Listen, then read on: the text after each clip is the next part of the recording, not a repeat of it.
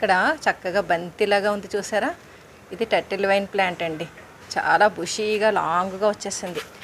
ఇక్కడ చూసారా green turtle vine plant ఇలా వచ్చేసింది అనమాట. ఇది కానీ చక్కగా శుభ్రంగా ట్రిమ్ చేసేసానండి.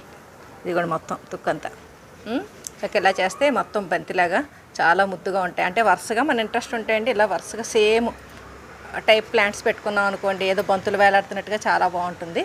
ఇక్కడ ఇంకొక ప్లాంట్ అండి, ఇది ఇంచు ప్లాంట్. దీన్ని కూడా ఫుల్గా ట్రిమ్ చేసేసాను. ఇలాగా ఆల్టర్నేట్గా inch plant, turtle vine plant ఇలా పెట్టుకుంటూ వెళ్ళామనుకోండి, వరుసగా బంతులు వేలాడుతున్నట్టుగా ఉంటాయి. మధ్యలో ఇలా స్పైడర్ ప్లాంట్స్ లాంటివి కూడా పెట్టుకున్నామంటే ఏదో డిఫరెంట్ లుక్ వస్తుంది అనమాట.